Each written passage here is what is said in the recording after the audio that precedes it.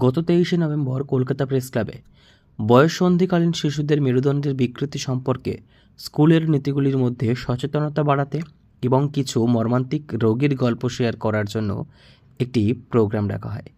Spine research ফাউন্ডেশনের পক্ষ থেকে এই ব্যবস্থা স্থাপনায় স্কোলিওসিস স্কুল স্ক্রিনিং, মেরুদণ্ডের স্বাস্থ্যের জন্য স্কুলের ক্ষমতায়ন, এই সুন্দর প্রোগ্রামটি অনুষ্ঠিত হয়। স্পাইন রিসার্চ ফাউন্ডেশন SRF একটি অলাভজনক সংস্থা যা মেরুদণ্ড সম্পর্কিত ব্যাধিগুলিতে শিক্ষা এবং প্রশিক্ষণের জন্য নিবেদিত এবং সেই রোগীদের অস্ত্রোপচারের ব্যয় স্পন্সর করার ক্ষেত্রে একটি প্রধান ভূমিকা রয়েছে, যাদের মরিয়াভাবে জটিল এবং ব্যয়বহুল অস্ত্রোপচারের প্রয়োজন হয় কিন্তু তাদের সামর্থ্য নেই।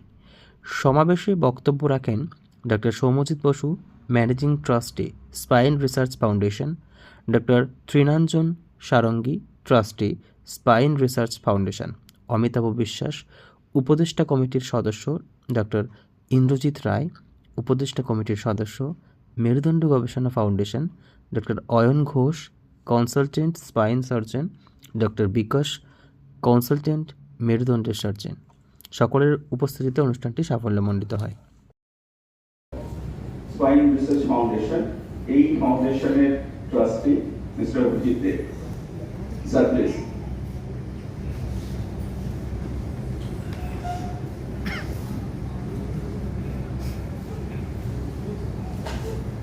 আসুন স্যার।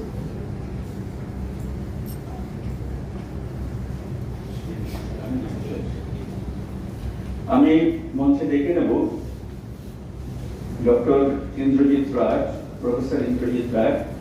ব্যক্তিগত সম্পর্কে আমার পিতৃস্থানীয় এবং এই কলকাতা শহরে গত 20 বছর ধরে আমরা একসাথে কাজ করছি। নিউরোসার্জন, কলকাতার প্রাক্তন সেরি, এবং আমাদের মাথার উপর ছাতার মতো করে ধরে রেখেছেন স্যার প্রফেসর ইন্দ্রজিৎ রায়। তো এটা কিন্তু আমরা সামনে থেকে যেটা দেখি, that is from the front, এটা কিন্তু ওয়ান ডাইমেনশনাল নয়, ইট ইজ 3 ডাইমেনশনাল ডিফর্মিটি। এবং এই ধরনের স্কোলিওসিস, অনেক ধরনের স্কোলিওসিস আছে। তার মধ্যে আমরা যে স্ক্রিনিং প্রোগ্রামটার কথা বলতে যাব, that is what we call as idiopathic scoliosis. Idiopathic মানে হচ্ছে যার কোনো কারণ নেই, ভেতরে হাড়ের কোনো অ্যাবনর্মালিটি নেই, জন্মগতভাবে এই বাচ্চারা বা এই জেনারেলি মেয়েদের হয়, তো তারা জেনারেলি নর্মাল। এবং কি হয়, যখন হঠাৎ গ্রোথ স্পার্ট হয় অ্যাডোলেসেন্ট পিরিয়ড, এই 12, 13, 14 ওই সময়টায় প্রথম গ্রোথটা স্পার্ট, অর্থাৎ ওই সময়টাই কার্ভটা হঠাৎ বেড়ে যায়, যখন বোঝা যায় কি পিঠের একদিকটা একটু উঁচু, একদিকটা একটু নিচু, যেটা আইদার সে নিজে বা তার বাবা মারা ধরতে পারে। সো প্রবলেম হচ্ছে generally most of the time যখন পেশেন্ট আমাদের কাছে আসে তখন কার্ভটা অনেক বেড়ে যায়। এটা আমরা একটা এক্সরে করে, স্পাইন মানে পুরো স্পাইনটার এক্সরে করে আমরা একটা অ্যাঙ্গেল মাপি, যেটাকে কব অ্যাঙ্গেল বলা হয়। তো যখন পেশেন্ট আমাদের কাছে আসে, অনেক সময় দেখা যায় এই কার্ভ কিন্তু 40 বা 50 ডিগ্রি হয়ে গেছে। তো আমাদের উদ্দেশ্য হচ্ছে সোসাইটিতে যখন অ্যাওয়ারনেসটা বাড়ানো, অর্থাৎ এই কার্ভ যদি আমরা আরো কম বয়সে ধরতে পারি, আমরা যদি 5 বছর 6 বছরেও মিনিমাল একটা ব্যাকাশিট দ্বারা ধরতে পারি, যার জন্য কিছু টেস্ট আছে, সেটা লেম্যানের পক্ষে সম্ভব নয়, যার জন্য কিছু টুলস আছে, সিম্পল টুলস, যেটা থেকে আমরা ধরতে পারি তার সেই দ্বারাটা একটু ব্যাকা কিনা। আমার পেছনে চলছিল যে কতক্ষণ আমি এই কথাগুলো বলে দিতে পারবো, আপনাদের ব্যস্ত রাখতে পারবো, যতক্ষণ ডক্টর সৌমিত শুরু করতে পারে। তা মনে হয় এত করে খুব আপনাদের বই পড়িনি, সুতরাং আমার প্রাথমিক যে কাজটা আপনাদের ঘুম পড়ানো এবং ঘুম ভাঙানো, দুটো কাজই মধ্যে করে দিতে পেরেছি।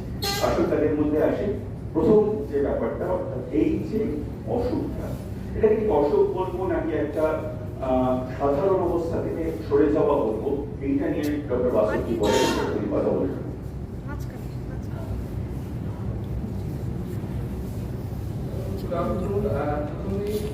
সিনসিয়ার অ্যাপোলজিস, আমি একটা বাজে অপারেশনে আটকে গেছি। হ্যাঁ, ওখানে একটা বাজে কাজে চলে।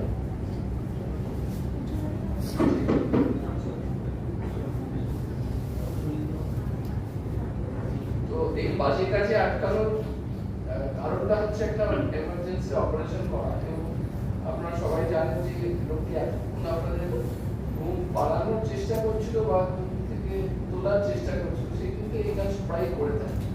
যখনই এরকম একটা মিটিং হয় আমার ইনভ্যারিয়েবলি দেরি হয়, এবং সেইখানে তাপ্তি মারার কাজ হচ্ছে ডক্টর স্যার। প্রথমেই বলি যে আমরা আজকে যে কারণে এখানে এসে জমায়েত হয়েছি, বেসিক্যালি এটা একটা হেলথ অ্যাওয়ারনেস প্রোগ্রাম। এই এমনি একটা সমস্যা যেটা নিয়ে খুব একটা কথোপকথন হয় না, খুব একটা আলোচনা হয় না। এটা আজকে আলোচনা করার প্রধান উদ্দেশ্য হচ্ছে দুটি। এক নম্বর হচ্ছে যে এই সমস্যাটা যেটা স্কোলিওসিস বলি, আজকে আমরা একটু পরেই আপনাকে একটা ছোট প্রেজেন্টেশন দেখাবো যে স্কোলিওসিস জিনিসটা কি এবং কাদের হয়। উদ্দেশ্য দুটো, একটা হচ্ছে স্কোলিওসিস সম্বন্ধে জিনিসটা কি একটু বিশদভাবে বলা, আর দ্বিতীয়ত হচ্ছে যে আমরা একটা স্কুল স্ক্রিনিং প্রোগ্রাম, আপনারা আমার প্রেজেন্টেশনটা দেখা করে জানতে পারবেন যে এই মেয়েদের হয় এবং বেশিরভাগ ক্ষেত্রে অ্যাডোলেসেন্ট এজ গ্রুপের হয়, অর্থাৎ 12, 13, 14 বছর এই সময়তেই এই সমস্যাটাতে আক্রান্ত হয়। আমি এদের রোগী বলবো না, এদের সাধারণ ছাত্রছাত্রী বলবো, তার কারণ এদের তো শারীরিক কোনো অসুবিধা হয় না, কিন্তু এটা যদি তাড়াতাড়ি কন্ট্রোলে ফেলা যায় এবং তার ব্যবস্থা নেওয়া যায়, তাহলে এটা এগিয়ে যাওয়া থেকে আমরা রোধ করতে পারি। অবনতিটা রোধ করাটাই হচ্ছে খুব দরকার, এবং কাদের অবনতি হতে পারে সেই জিনিসটা ধরার জন্যই আজকে এই স্কুল প্রোগ্রামে একটা আমরা লঞ্চ করতে চেষ্টা করবো। তার আগে ডক্টর বিশ্বাস কিছুটা কথা বলতে কিছুটা একটা লোক পাইব। তো যেটা ডক্টর বাসু ডক্টর সারিকি বললেন, স্কোলিওসিসের অ্যাওয়ারনেসের জন্যই কিন্তু আমরা আজকে এখানে একত্রিত হয়েছি। বাড়ছে এবং বাড়বে এই আশা রাখি। এটা আমাদের মুখ্য কারণ, মুখ্য কাজ। দ্বিতীয় কাজ হচ্ছে এই সংগঠনের মাধ্যমে আমরা রিসার্চ অ্যাক্টিভিটিস অর্থাৎ পড়াশোনা করানো। সেই পড়াশোনাটা করানোর মধ্যে যেমন ডাক্তারদের পড়াশোনা করার কথা আছে, নিজেদের পড়াশোনা করার কথা আছে, তেমন আমরা বারবার করে ইন্টারঅ্যাক্ট করি সাধারণ মানুষের সাথে। অর্থাৎ সাধারণ মানুষকে স্পাইনের সমস্যা সম্পর্কে অবহিত করা, বারবার করে তাদের জানানো যে স্পাইনের আজ থেকে বছর 15 আগে যখন এই কাজ শুরু করেছিলাম, তখন আমাদের স্বাভাবিকভাবে বয়স আরো কম ছিল, মাথায় পাকা চুলের সংখ্যা কম ছিল। আমরা সিদ্ধান্ত নিয়েছিলাম সম্পূর্ণ বিনা পয়সায় কাজটা করবো এবং সেভাবে করতাম। দুঃখজনকভাবে যেহেতু প্রাইভেট সেক্টরে কাজ করি, কোনো প্রাইভেট হাসপাতালের কাছ থেকে আমরা সেরকম কোনো সাহায্য পাইনি যেখানে আমরা বিনা পয়সায় কাজ করতে পারি। তার ফলে তাদের যে বিল হতো সেটা আমাদের দিতে হতো, ওষুধের দাম, অপারেটিং থিয়েটারের খরচ, এই সমস্ত আমাদের দিতে হতো। ডাক্তার বাবুরা কোনো পয়সা দিতেন না, আমাদের নেন না। কিন্তু এই বিলটা আমরা নিজেরাই নিজেদের পকেট থেকে বিভিন্নভাবে ধার করে এই যে আজকে মিটিংটা, তার মেইন উদ্দেশ্য হচ্ছে অ্যাওয়ারনেস বাড়ানো স্কোলিওসিস সম্পর্কে। মানে এই যে স্কোলিওসিসটা, এটা কিন্তু খুব কম বয়সে প্রথমে শুরু হয় কিন্তু ডিটেক্ট হয় না। যখন পেশেন্টরা আমাদের কাছে আসে তখন কার্ভ অলরেডি 30-40 ওপরে চলে আসে। তো মেইন উদ্দেশ্যটা হচ্ছে অনেক তাড়াতাড়ি ধরা রোগটা, এই ম্যাকা সিদ্ধাটাকে তাড়াতাড়ি ধরা, এবং সেটা তো বাবা মার পক্ষে অনেক সময় সম্ভব হয়ে ওঠে না, অ্যাওয়ারনেস নেই বলে। ইভেন স্কুলের পক্ষেও ধরা সম্ভব হয় না, তো কোথায় ধরা হবে, আইদার বাড়িতে বা স্কুলে। তো এটাতেই আমরা এই স্ক্রিনিং প্রোগ্রামটা লঞ্চ করার চেষ্টা করছি, যেখানে আমরা হেল্প করব স্কুলে এই ডিটেকশন, আর্লি ডিটেকশনটা করার জন্য। তার জন্য অ্যাপ আছে আমাদের কাছে, we are developing an app.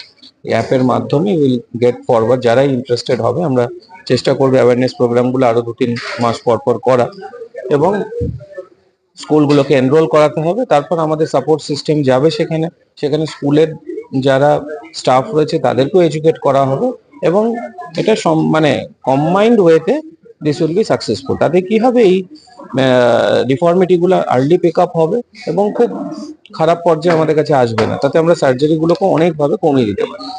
তো এটাই আজকের উদ্দেশ্য। আজকে এসে দাঁড়িয়েছি আপনাদের কাছে এই কারণেই, যাতে এই প্রচারটা হয় এবং শিরদাঁড়া যে বেঁকে যায়, স্কোলিওসিস যে হয়, বিশেষত বাচ্চাদের হয়, মেয়েদের হয় বেশি, এই তথ্যটা আপনাদের কাছে তুলে ধরাটা খুব দরকার। এবং সেই তথ্যটা তুলে ধরতে পেরে আনন্দিত, এবং আপনারা যদি এটাকে নিয়ে আরো এগিয়ে যান দেখবেন ভবিষ্যতে আরো অন্য স্কুল এটা সামনে চলে আসবে এবং আমরা একটা স্ক্রিনিং প্রোগ্রাম চালু করতে পারবো, তাতে বিভিন্ন লোকেদের বিভিন্ন রকমের সুবিধা দিতে পারবো। যদি শিরদাঁড়া ব্যাকা আগে ধরা পড়ে তাহলে অনেক ক্ষেত্রে এটা অপারেশনের জায়গায় যায় না, কিন্তু যদি এমন একটা স্টেজে গিয়ে ধরা পড়ে যেটা শিরদাঁড়াটা ভীষণ রকম বিকৃত হয়ে গেছে, তখন অপারেশন ছাড়া আর কোনো উপায় থাকে না।